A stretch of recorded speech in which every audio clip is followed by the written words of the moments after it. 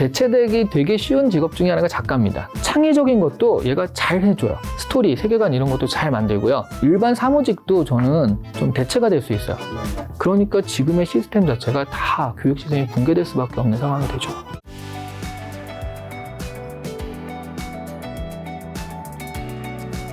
지금 신입사원 얘기해 주셔서 취업시장에도 큰 변화가 오고 있다면서요? 아, 장난 아니죠. 뭐 어떤 변화죠? 저 예전에 취업책을 냈기 때문에 관심이 많은데. 네, 그러실 것 같은데, 그 할 때 이제 취업 시장에서 제일 큰 시장이 자기소개서잖아요. 서류에서는 왜냐면 학점에 내는 거 이미 나온 거니까 내가 어떻게 할 수가 그렇죠. 없고요. 그건 뭐 챗GPT도 어떻게 할 수 없죠. 네. 근데 그 서류에서 건드릴 수 있는 건 자기소개서밖에 없고요. 근데 그 위로 올라가면 피라미드 구조니까 사실은 이게 제일 많은데, 아니 지금 상식적으로 생각해도 자기소개서를 챗GPT한테 맡기는 취업 준비생이 얼마나 많겠습니까? 그러니까 좀 써봐 하면서. 네. 자소서죠. 이러면 좀 뭐가 안 나오겠죠. 근데 이제 점점 요령이 생기니까 나는 이런 걸 전공했고 이런 걸 했으며 이런 기업에 이런 직무로 지원할 거야. 여기에 맞춰서 자소서 써줘. 아니면 이런 에피소드를 넣어가지고 비유적으로 써줘 라고 하면 그렇게 써주거든요. 그래서 제가 보기엔 근데 사람들이 약간 소심해가지고 그걸 그대로 내진 않을 것 같고요. 그렇죠. 근데 이럴 것 같아요. 그러니까 내가 두세 군데는 정말 가고 싶은 데야. 그럼 자기가 좀 정성 들여 쓰고 아니면 있는 걸 가지고 막 수정해서 할 거고요. 근데 그런 거 있잖아요. 취업시장도 여기도 썼네? 일단 안 쓰긴 아깝고 내긴 내야 될 것 같고. 그럼 근데 이제 챗GPT에 해가지고 바로 넣어버리는 거죠. 어차피 떨어져도 상관없으니까. 그러면 내가 두세 개 쓸 곳이 10개를 쓰게 되는 거예요. 근데 그래서 바뀌는구나의 개념이 아니죠. 그러니까 그러면 인사 담당자나 기업들 입장에서는요, 이 자소서를 과연 점수나 그 비중을 줄 수 있을까요? 다들 이렇게 한다는 거 알고, 또 봐도 결국 자기소개서에 대한 어떤 그 기존의 평가나 그런 것들이 굳이 거기에 비중을 더 가지고 뽑을 것 같지는 않거든요.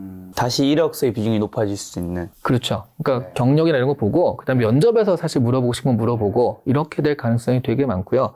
그러면 취업시장이라고 했을 때 그 바치는 게 자소서를 첨삭한다거나 컨설팅하고 심지어 대필까지 하는 그런 해주신 분들이 있죠. 엄청 많거든요, 사실은. 그런 분들이 사실 할 일이 없어지는 거예요. 취업시장 자체가 이 기반이 무너지게 되면서 조금 지각 변동이 일어날 가능성이 있습니다. 그럼 일반 직장 생활에서는요? 네. 챗GPT 직장인데 업무 경험도 달라진다고 하는데 구체적으로 어떤 거 달라질까요? 일단 지금 직장인들이 그러니까 대놓고 쓰진 않아도요, 쓰시는 분들이 꽤 있는데 그런 거 있잖아요.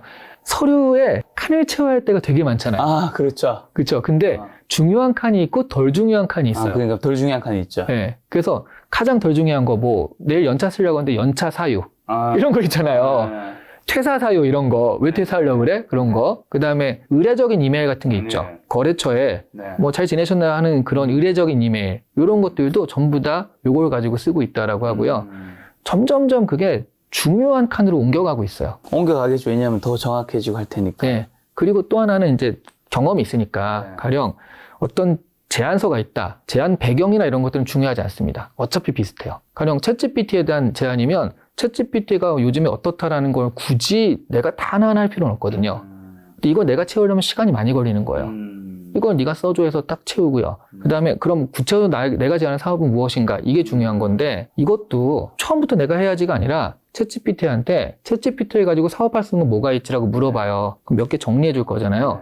걷다가 가감해서 내 아이디어 좀 넣고 수정하고 해가지고 그렇게 하는 식으로 하면은 이걸 할 때 여기서부터 시작해서 여기까지 갈 필요가 없는 거죠. 여기서부터 시작할 수 있는 거거든요.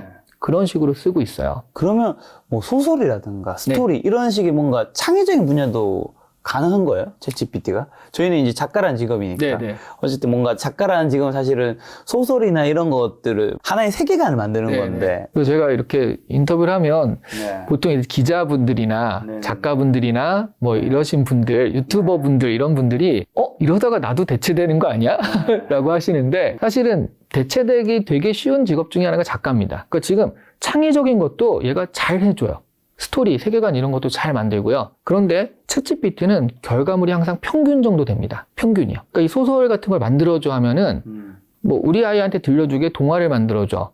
별과 왕자님과 길이 들어갔으면 좋겠어 하면 만들어줘요. 그걸 딱 보면 대단해라는 생각은 안 들어요.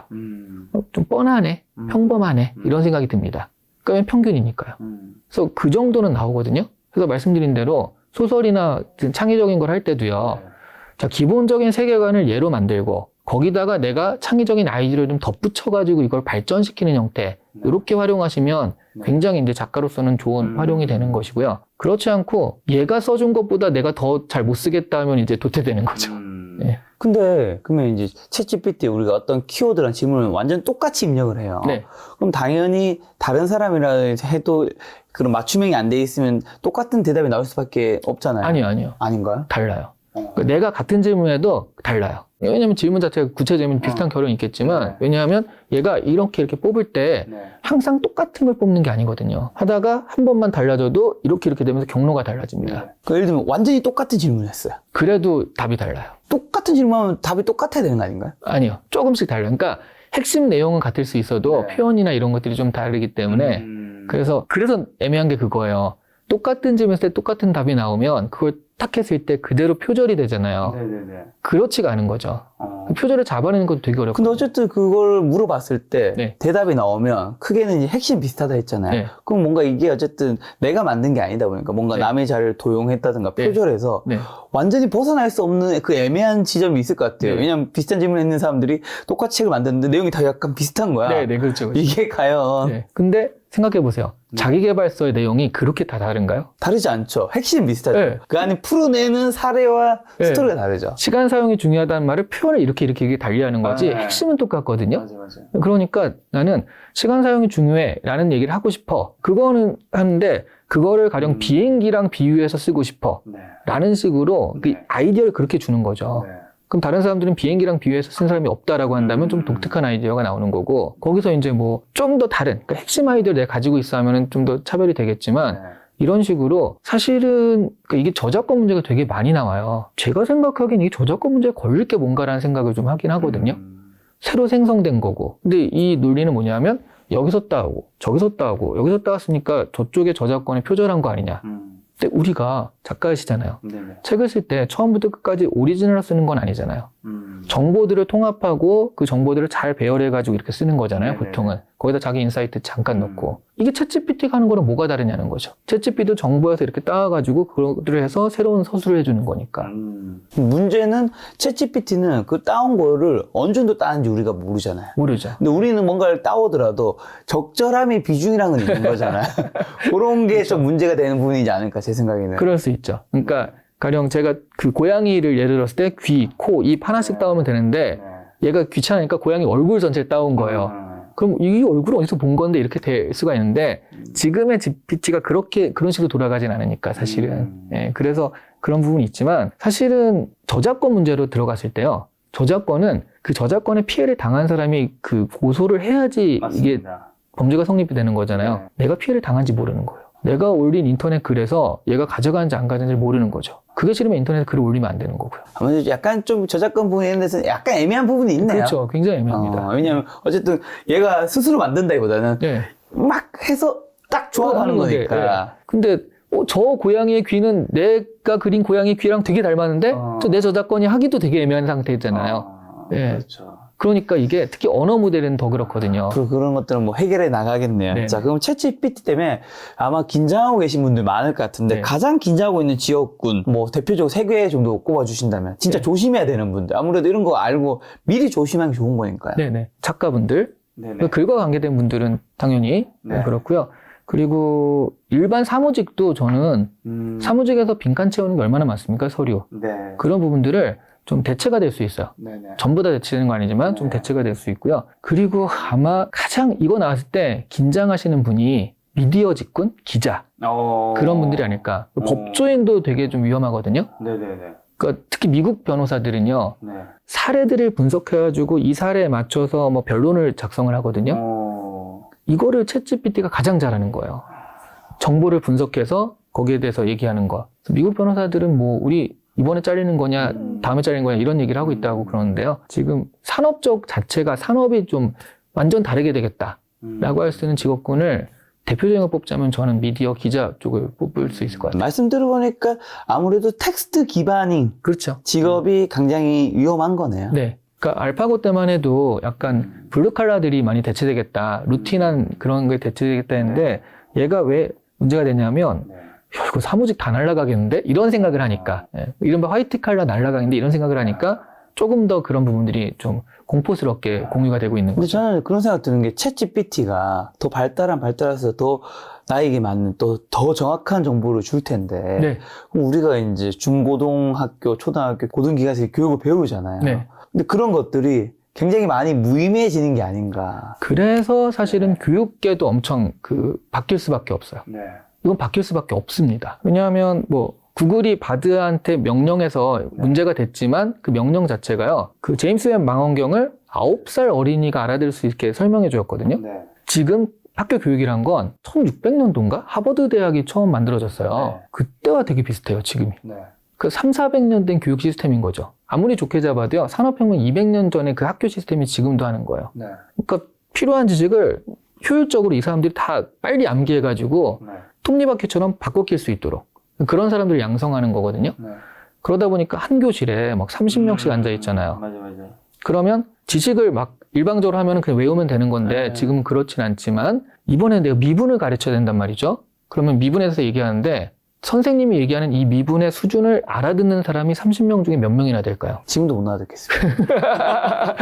그러니까 선생님은 그냥 중간고사 성적이 70점이니까 70점 평균에 맞춰가지고 그 정도 수준의 아이들이 알아들 수 있을 정도 미분을 가르칠 거예요. 그렇죠. 근데 어떤 아이들한테는 그게 너무 쉽고 어떤 아이들한테는 어려울 겁니다. 그렇죠. 이거를 챗GPT한테 자 미분을 중학교 수준으로 설명해줘 하면 거기에 맞춰 설명을 해주고요. 아니면 미분을 좀 많이 아니까 이걸 응용태로 설명해줘 하면 그렇게 맞춰서 해주겠죠. 네. 그거를 AI 휴먼에 넣어요. 그래서 AI 휴먼이 선생님 모양이면 그 입모양 맞춰서 설명을 해줘요. 완전 개인 맞춤형 교육이 가능해지는 거거든요. 그리고 이게 그러니까 개인화된다라고 한다면 이 챗GPT가 내가 어떤 수준인지 알기 때문에 그 다음 교육도 그에 맞춰가지고 진행이 됩니다. 그러면 사실 지금 교실에서 선생님 보고 이렇게 할 이유가 전혀 없거든요. 그러면 지금 분과학문 시스템이 너무 공고한데요. 그런 거 있잖아요. 그럼에도 불구하고 뭐 인문학을 잘하는 코딩 개발자 좋아하잖아요. 네네네네. 그렇죠? 그러니까 뭔가 융합하고 여러 가지를 아는 사람을 좋아한단 말이죠. 네. 근데 지금의 학교 교육에서는 그런 사람이 나올 수가 없어요. 너는 컴퓨터 쪽이니까 컴퓨터만 해. 이런 식이거든요. 네. 근데 그거 아세요? 사람들이 그거 잘 모르시더라고요. 그러니까 빌 게이츠 전공이 뭔지 아세요? 중퇴를 했지만 빌 게이츠 하버드 나왔었나요? 빌 게이츠가 스탠포드 굉장히 좋은 대학 아니었나요? 좋은 대학인데 중퇴했잖아요. 네. 근데 전공이 법학과예요. 스티브 잡스 철학과, 마크 저커버그는 이중 전공이거든요. 네네. 그래서 컴퓨터를 했고 하나는 심리학을 했습니다. 그러니까 오히려 지금 잘 나가는 사람들, 여기서 일가를 이룬 사람들은 인문학을 했어요, 오히려. 이런 사람들이 지금 분과학문에서는 정말 별종들이 나오는 거지 학문 자체에서 나올 수는 없어요. 근데 만약 챗GPT가 이런 식으로 개인 맞춤이 된다라고 한다면 이 친구는 컴퓨터나 코딩도 잘하지만 인문학적인 머리가 있네? 그러면 거기에 맞춘 교육들을 하거든요. 그러니까 지금의 시스템 자체가 다 교육 시스템이 붕괴될 수밖에 없는 상황이 되죠. 다 무너질 수밖에 없다. 네. 그리고 또 교수님은 제가 알기로 이전에 메타버스의 시대라는 책 내셨잖아요. 네네. 혹시 그 메타버스랑 챗GPT가 만나면 엄청난 일이 벌어집니다. 뭐 어떻게 일이 벌어지나요? 혹시 프리가이라는 영화 보셨나요? 라이언 레이놀즈가 네네네. 컴퓨터에 NPC로 나와가지고 네네네. 자아를 가지는 영화거든요. 그러니까 그거 한번 보시면 이런 거구나라고 좀 아실 건데요. 이런 거죠. 그러니까 튜링 테스트 얘기했잖아요. 네네. 그러니까 마주 앉은 사람이 기계인지 아닌지 모른다. 근데 내가 메타버스에 들어갑니다. 아바타로 들어가잖아요. 네네. 그 얘기를 해요. 너무 친해. 우와, 마음 잘 통하는데 그 다음에 또 만나. 근데 얘가 사람이 아닌 거예요. 그럴 수 있겠죠. 네. 근데 메타버스라는 게 원래는 사람들이 그 커뮤니티 모임을 위해서 만드는 거잖아요. 그렇죠. 예. 그래서 근데 들어가는데 아무도 없어. 그럼 메타버스에 누가 들어가요? 근데 NPC가 이렇게 각각 사람의 역할을 하고 내가 들어갔을 때마다 우리 마을에 항상 애들이 반겨주고 그런다라고 한다면 이건 메타버스에 사람들이 몰릴 수밖에 없고요. 그렇죠. 그리고 또 이렇게 생각할 수 있죠. 야, 기계한테 마음을 터놓는 게 말이 돼? 근데 무슨 상관이죠? 어차피 얘가 사람이라 하더라도 난 아바타로만 만나고 컴퓨터 안에서만 소통을 하는데 그러니까 여기는 나의 하나의 세계가 되는 거예요. 그러니까 여기는 여기 안에서만 사는 나의 세계고 현실은 현실의 세계고 메타버스가 원하는 게 이렇게 현실과 이거의 분리거든요. 유니버스의 분리인데 그래서 메타버스의 본질적인 모습이 실현이 되고요. 그러면 말하자면 메타버스 페인도 양산이 되겠고 직업을 가지거나 그 안에서 세계가 돌아가기도 하겠고 물건을 사도 내가 정말 친한 집에 가서 그 단골 언니가 항상 나한테 챙겨주는 거죠. 근데 얘는 사실 알고 보면 AI인 거예요. 이럴 수도 있게 되는 겁니다. 혹시 그러면 메타버스 이전에 책을 내셨으니까 네네.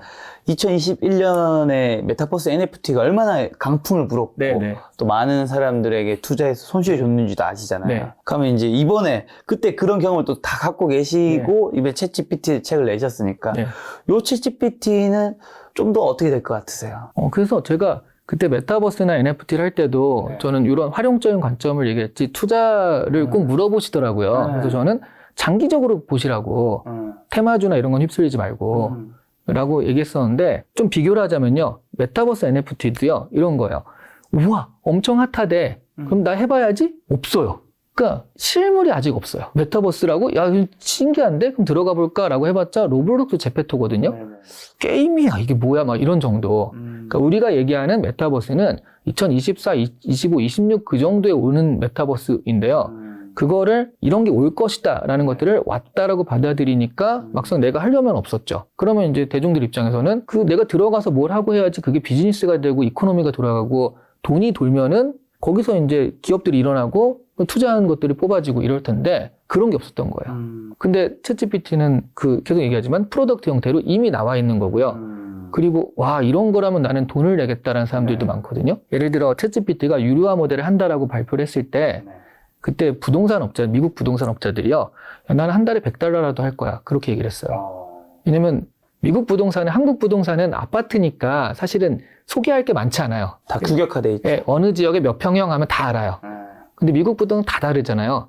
그러니까 그거를 다 소개를 해야 됩니다. 이게 하나 매물이 나오면. 근데 이게 보통 1시간 정도 걸린대요. 그 GPT한테 시키니까 5분이면 된다. 그 나는 55분을 전략할 수 있는데 그 매물이 계속 나오면 이건 한 달에 $100라도 쓰겠다라고 했단 말이죠.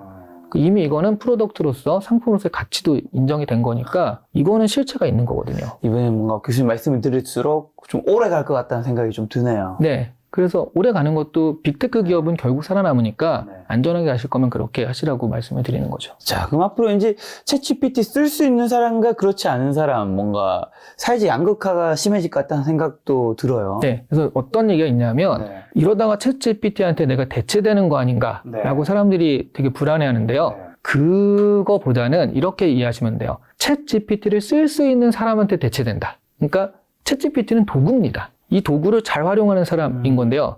말하자면 이런 거죠. 그러니까 그림을 그렸다가 포토샵이라는 게 나왔어요. 네. 그러니까 포토샵으로 그림을 그릴 수 있게 됐죠. 근데 어떤 사람은 야 디자인도 역시 사람의 손길이 중요한 거야. 뭐 이런 컴퓨터 프로그램 이용하면 어떡해. 근데 어떤 사람은 포토샵을 활용해가지고 그걸 빨리빨리 할 수 있는 걸 만들었습니다. 그럼 결국 어떻게 되겠어요? 대체가 되겠죠. 그러니까 챗 GPT가 나 자신을 위협하는 그 터미네이터 로봇이 아니라 이런 도구라고 생각하시면요. 그러면 이 도구를 빨리 받아들이면 되겠구나. 내가 그 도구를 활용할 수 있으면 더 강해지는 거고. 그러면 생산성이 2배, 3배, 5배가 돼요. 그러니까 같은 시간에 아까 그 부동산 얘기를 했지만 그러니까 1시간 걸릴 걸 5분 만에 하니까. 그러니까 이렇게 될 수는 있어요. 10명 필요한 일이 2명만 필요하게 될 수는 있습니다. 근데 내가 챗GPT를 잘 활용하면 그 2명이 될 수 있거든요. 그래서 사실은 이런 식으로 살아남는 것들을 생각하셔야 된다는 거죠. 10명이 2명이 되는 거를 탓하는 게 아니라 네. 그 현실을 어느 정도 어쨌든 기술의 진보는 우리가 막을 수 없는 거니까 받아들이고 거기서 내가 어떻게 살아남을 수 있을지 고민해야 될 텐데 네. 자 그럼 AI 시대 인간이 어떻게 살아남을 수 있는지 책에서 뭐 6가지 단어로 설명하셨더라고요. 네. 그 프롬프트라는 말을 썼거든요. 네, 하나씩 말씀해 주시면. 네. 그러니까 이게 조어잖아요. 프롬프트. 네. 약간 그 김난두 교수님의 트렌드 코리아처럼 네네. 프롬프트 자체에도 되게 그 뜻이 있는 건데 프롬프트가 그 명령어를 입력하는 칸, 반짝반짝하는 그런 것들인데요. 거기에 내가 어떤 명령을 내리고 어떤 질문에 따라서 결과가 확 달라져요. 그러니까 지금 그 SNS에 보면 그러니까 뭐 되게 GPT한테 이상한 질문하고 이상한 답 나온 걸 갖다가 야 이거 봐 GPT 수준 이 정도밖에 안 돼 이러신 분 있는데 저 그게 되게 웃기거든요. 왜요? 그러니까 붓이 있단 말이죠. 붓을 그림을 그리면 어떤 사람은 되게 잘 그릴 거고 어떤 사람은 엉망으로 그릴 거예요. 엉망으로 그린 그림 올려놓고 야 붓이 이 정도밖에 안 돼. 그건 자기 실력인 거죠, 사실은. 이거를 엉뚱한 데 활용하지 않고 정말 업무적으로 잘 활용하면 되는 건데. 그래서 프롬프트는 바로 이런 것들을 얘기하고요. 어떻게 명령을 내리느냐에 따라서 결론이 확 달라집니다. 그래서 외국에서는 이걸 프롬프트 엔지니어링이란 말을 써요. 그래서 이거 자체가 되게 중요하다. P는 그 각각 PROMPT인데 P는 Plan and Prospect입니다. 간단하게 얘기하면 이거예요. 기획이나 큰 방향성은 사람이 하는 게 맞고요. 그 안에 세부적인 계획, 플랜 같은 경우에는 GPT가 하는 게 맞다는 거죠. 또 어떤 사람은 이걸 다 잘 가려고 하니까 근데 그거는 얘가 훨씬 더 잘할 수 있거든요. 반대로 얘기하면 우리는 좀 장기적인 비전을 세울 수 있고 그리고 그런 부분을 컨트롤할 수 있는 사람, 전망을 가진 사람, 이런 사람이 살아남을 수 있다라고 말씀을 드릴 수 있고요. R이 이제 리컨스트럭션이거든요. 네. 재구조. 혹시 그 미생 드라마 보셨어요? 아유, 다 봤죠. 웹툰도 보고 드라마도 다. 좋아하시는구나. 네. 거기 보면 그 요르단 중고차 사업할 때 PT 할 때 그 장그래가 PT 그냥 이렇게 하면 좀 일반적인 것 같은데라고 해서 PT 전날에 PT 순서를 바꾸었어요. 그래서 그 PT가 거기 있는 임원들이 했던 사업들을 막 열거하면서 처음에 마치 임원들을 공격하는 듯한 느낌으로 진행이 되니까 주목을 다 하거든요. 맞아. 그렇죠. 주목을 하면서 결과적으로 그게 통과가 됐잖아요. 그게 결과물을 재구조한 것밖에 없어요. 그 편집한 것밖에 없습니다. 이게 바로 말하자면 자 이런 것들을 PT 순서를 짜줘, IR 그 구성을 해줘라고 했을 때 챗GPT가 해줄 거예요. 이게 되게 평범한 수준입니다. 요거를 편집하고 잘라붙이고 순서를 바꾸는 것만으로도 다른 감각을 낼 수 있는 거죠. 이게 인간이 해야 되는 일이라는 거예요. 그래서 사실 이런 능력이 편집력이 이제 훨씬 더 중요해질 수 있다라는 거. 오거나이즈는 챗GPT가 낸 결과물들이 있죠. 이런 것들이 다 따로 놓을 수 있거든요. 얘네들을 이어가지고 통합할 수 있는 능력. 네, 그래서 전혀 다르지만 이런 것들을 창의적인 방법, 트리즈 기법에도 사실은 전혀 엉뚱한 것들을 연결시키는 훈련이 있잖아요. 이런 것들을 해야 된다. 사람이 해야 된다라는 거고요. 메이커 퀘스천 M은 질문력이죠. 이거는 아마 챗GPT를 지금 당장 해보시는 분들은 느끼실 거예요. 뭘 질문하지? 그냥 들어가라 하면 들어가는데 뭘 질문하지? 하면서 이것도 되게 말하자면 질문을 잘하는 사람이 있어요. 한 가지 알려드리자면 어떤 사람이 질문을 잘하느냐? 목적이 분명한 사람. 내가 이걸 통해서 F&B 사업에 사업계획서를 하나 얻어야겠다라고 한다면 거기에 맞춰서 질문하게 되거든요. 그러니까 구체적인 목적과 맥락을 가지고 하시면 질문도 잘하게 될 수 있습니다. 그 다음에 이제 P와 T는요. P는 퍼슈세이션인데 설득력이에요. 챗GPT의 결과물은 정보거든요. 이걸 활용하는 건 결국 설득하고 주장하는 건 사람이 해야 되는 일인 거고 기계가 못하는 게 그거거든요. 주장하고 설득하는 거. 이런 부분들에 내가 강점을 가져야지. 지금 직장인들 보면 의견 좀 내봐. 의견 없는 사람 많거든요. 그 시장에선 이렇습니다. 설명만 하는 사람 많거든요. 그래서는 안 된다는 거죠. 그리고 이제 마지막으로 T가 투게더 앤 터칭인데요. 그러니까 이런 거죠. 너무 비인간적이잖아요, 지금. AI가 이렇게 판을 치니까. 그래서 사람 냄새가 경쟁력이 되는 거예요. 같은 기사가 있어도 거기다가 이런 말을 쓰는 날이 아마 나중에 오지 않을까 싶은데 휴먼 메이드, 그 핸드메이드처럼 휴먼 메이드, AI 메이드 해가지고 휴먼 메이드라고 쓴 것 자체가 야 이건 사람이 했네? 좀 더 프리미엄이 되는. 그러면 실제로 상품이나 비즈니스가 나왔을 때 어떻게 하면 사람 냄새를 살짝 입힐 수 있을까? 이게 이제 경쟁력이 될 수 있다. 이런 얘기를 드리는 겁니다. 아무래도 AI가 이제 주도한 세상에 사람 냄새가 나는 게 좀 사람들이 향수를 불러일으킬 수 있는. 뭔가 좀 더 고급스럽고 나만 대접받는 거하고 그런 느낌이 들 수 있거든요. 자, 그럼 이제 AI 경쟁력 향상시키기 위한 6가지 방법 알려주셨고, 그럼 이제 우리 아이들에게 교육은 어떻게 해야 되는 거죠? 뭔가 제가 생각했을 때는 이제는 진짜 암기는 진짜 필요 없는 세상으로 더 가고 있는 것 같은. 그렇죠. 사실 요즘에 사회에선 이미 암기가 필요 없어서 통합력을 테스트했어요. 뭐 기업의 인적성 검사나 이런 것들이 전부 다 그런 거거든요. 정보를 이해하고 활용하는 능력을 테스트했었는데 이제는 그것도 AI가 해주는 거예요. 정보를 이해하고 통합해가지고 새로운 정보를 창출하는 것도 얘가 해주는 겁니다. 그러면 사람은 도대체 뭘 하느냐? 그 정보의 아이디어를 처음에 제공하는 역할을 해야 되는 거죠. 그러니까 창의성이 그전에는 말로만 창의성이었는데 지금은 창의성이 정말 중요하게 됐고요. 또 하나는 관계 맺기? 지금 신입사원들이 제일 어려워하는 것 중에 하나가 전화 받기거든요. 전화하는 걸 그렇게 어려워해요. 요즘에 젊은 분들은 전화가 되게 어렵다고 하더라고요. 카톡이나 이런 게 워낙 익숙화되어 있어서. 그리고 요즘 젊은 친구들이 중고거래할 때 당근마켓보다는 번개장터인가? 그런 걸 선호한대요. 그 이유가 뭐냐? 제가 아시는 분이 중학생 딸한테 물어봤대요. 왜 이유가 뭐냐? 내고 할 일이 없어서. 가서 사람 만나서 뭐 깎아주세요 뭐 이런 게 너무 싫다. 그냥 쿨하게 얼마? 좋아. 그러니까 사람과 만나는 것 자체가 번개장터가 덜하다는 거예요. 있죠. 그러니까 하는 거라서 반대로 얘기하면 앞으로 더더욱 AI가 이렇게 개인화까지 해주면요. 사람 만나서 뭘 처리할 일이 없어져요. 그러면 여기에 오히려 경쟁력이 있을 수 있거든요. 남들이 못하는 걸 해야 되잖아요. 우리의 교육이라는 건 예전에 2016년인가? 유발 하라리가 한국에 내한돼서 초청돼서 왔을 때가 있었어요. 그때 선생님 말에 의하면 교육이라는 게 지금 그때는 유발 하라리 뭐라고 했냐면 지금 아이들이 학교에서 배우는 지식은 20년, 30년 후엔 쓰레기가 될 거다. 다 필요 없다. 그러니까 당장 질문해서 그러면 학교에서는 도대체 뭘 배워야 됩니까? 그랬더니 유발 하라리가 학교에서 제일 중요한 건 쉬는 시간일 수 있습니다. 이랬거든요. 이게 현실이 되는 거죠. 쉬는 시간, 관계. 네, 교육이나 이런 것들은 그냥 개인 맞춤해서 이렇게 자기가 따로 배우고 학교 와서는 그런 부분들을 선생님과 같이 얘기하고 친구들과 그 커뮤니케이션, 관계 맺기를 하고 이런 교육이 좀 더 필요하고 그리고 창의성을 어떻게 증진시킬 것인가. 창의적인 말하기라든가 이런 것들 그 다음에 주장하는 훈련 이런 것들이 더 중요해진다라고 볼 수 있을 것 같아요. 자, 최근에 SNS에서 챗 GPT 사용하는 데 있어서 뭐 재밌는 현상 발견하셨다고요. 아까 네. 전에 말씀하신 것 중에 한 가지는 이제 엉뚱한 대답이 나온 것들만 네. 올렸다 네. 하셨는데. 이거는 진짜 그래서 제가 이 책에서 처음 사용한 용어인 것 같은데요. 저는 AI 인디시전이라는 그 용어를 사용했거든요. 네. 올리는 걸 유형을 보면요. 크게 한 두세 가지 정도 돼요. 네. 하나는 대단하다. 장난 아니다. 깜짝 놀랐다. 맞아. 그래서 내가 이렇게 질문인데 이런 얘기를 했다. 이런 게 있고요. 하나는 부정적인 거. 얘 수준이 이거밖에 안 돼. 뭐 원균을 물었더니 임진왜란때 뭐 되게 훌륭한 장수 이런 얘기를 했다. 뭐 이런 식의. 아니 왜 외국인한테 한국 역사를 물어요. 근데 어쨌든 이런 거가 있는 반면에 또 하나는 뭐냐면요. 되게 좋은 말이죠. 좋은 말인데 뭐 마음을 다스리는 방법 5가지 해가지고 올리는데요. 챗GPT한테 물어봤더니 이렇게 대답해줬어요 하고 그것만 올려요. 그게 뭐냐면 이 얘기가 나한테는 공감이 됐으니까 사람들도 봤으면 좋겠다라고 올린 거잖아요. 근데 여기에 굳이 챗GPT가 말하기를 굳이 들어가야 될까요? 근데 꼭 그렇게 올릴 때는요. 챗GPT한테 물어봤더니 이렇게 대답했어요 한 다음에 올린단 말이죠. 이게 어떤 심리냐면 내 거 같진 않은 거예요. 내가 질문해서 생성한 결과지만 그게 저작권 개념이 아니라 그냥 내가 만든 건 아니니까. 내 거 같진 않은 거예요. 이게 좋은 말이어서 나눠주고 싶은데 내 거다라고 하기엔 좀 뻔뻔한 것 같고. 양심이 있네요. 네. 그러니까 챗GPT가 얘기하기를 이렇게 딱 올리는 거거든요.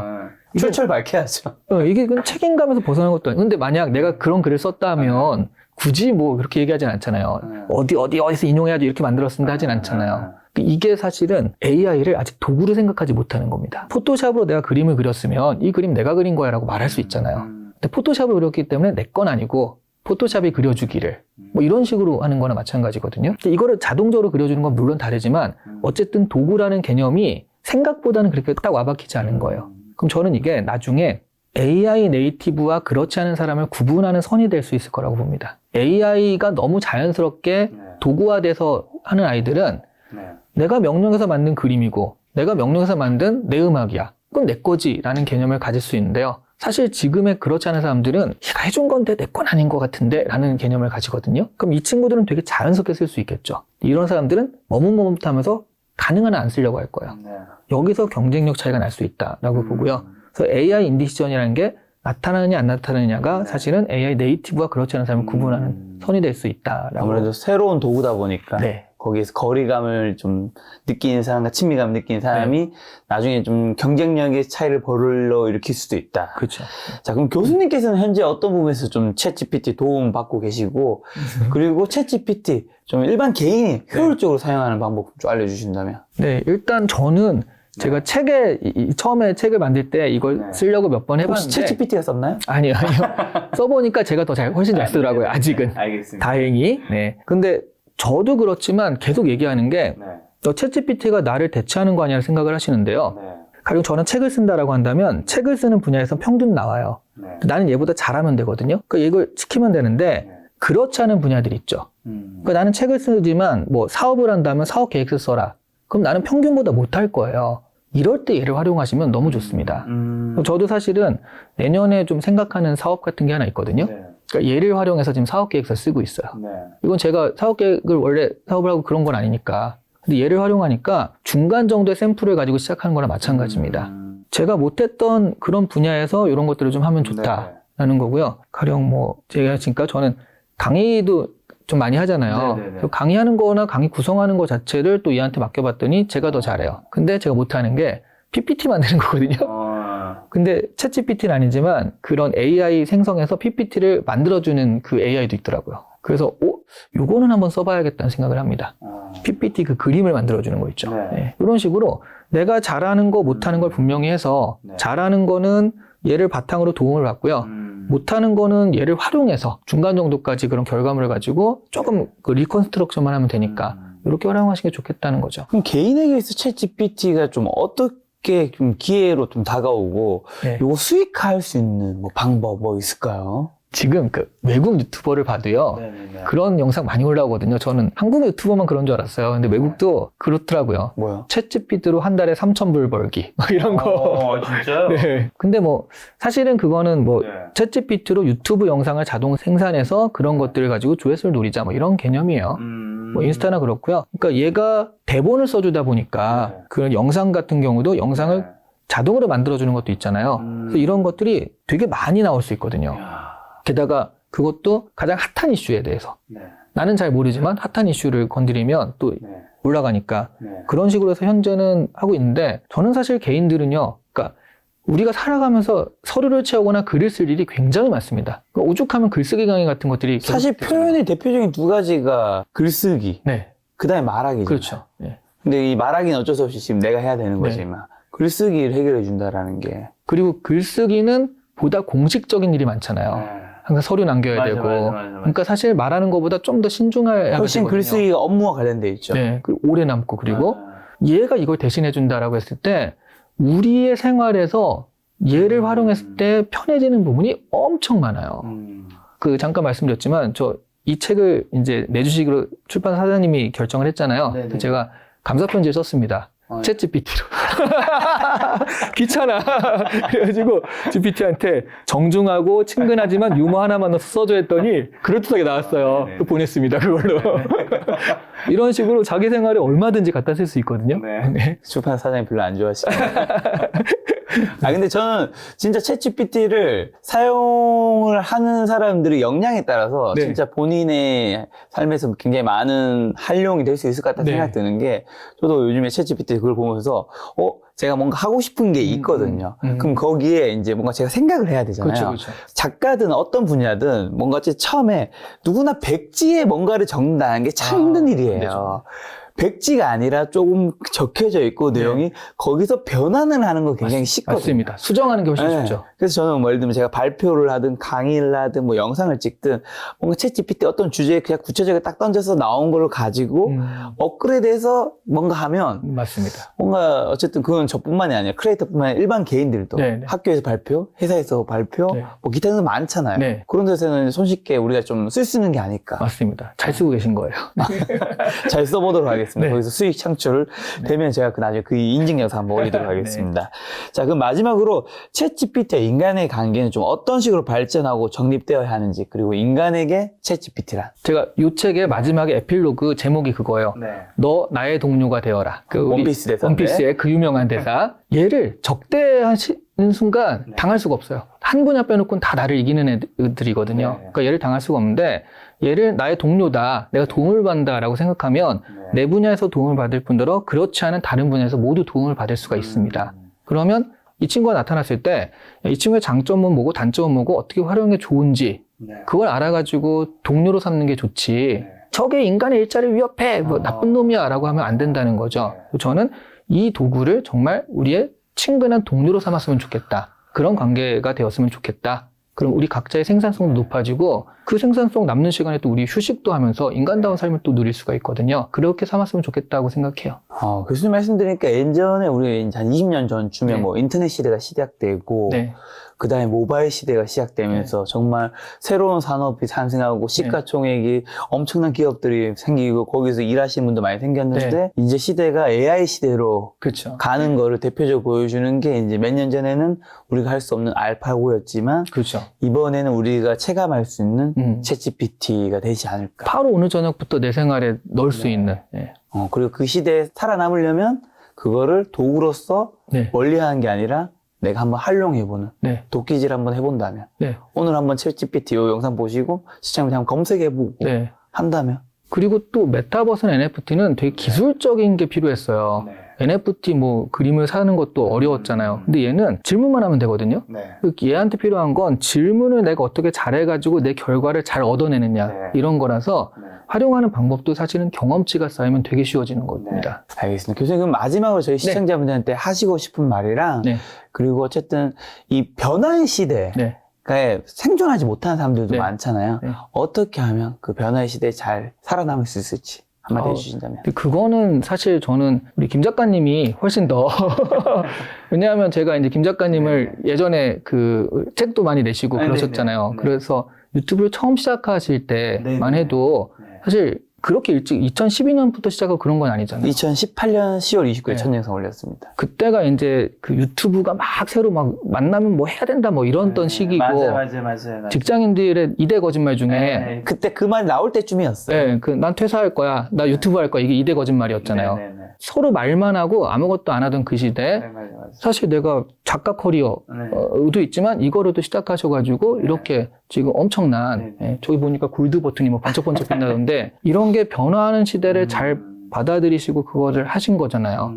그런 부분들이 사실은 지금도 되게 필요한 거죠. 변화하는 시대라고 했을 때 이게 근본적인 변화가 될지 아니면 그 잠깐의 변화가 될지 모르겠지만 어쨌든 간에 변화하지 않으려는 사람은 근본적이든 아니든 항상 그냥 그 자리에 있어요. 아무것도 안 해요. 아, 나 왜 이렇게 복권이 안 되지? 남들 다 복권 되고 그러는데 안 샀으니까. 사본 적이 없는데 복권이 될 리가 없잖아요. 그렇죠. 그래서 저는 꼭 드리고 싶은 말은 그런 겁니다. 챗GPT에 대해서 또 얘기가 막 떠들면 야, 내가 테마주 뭘로 하지? 이렇게만 생각하시면 복권을 안 산 거나 똑같아요. 이걸 활용해서 그러면 주식을 하시는 분도요. 어떻게 하면 주식의 생산성을 높여볼 수 있을까? 좀 더 현명한 투자를 해볼 수 있을까?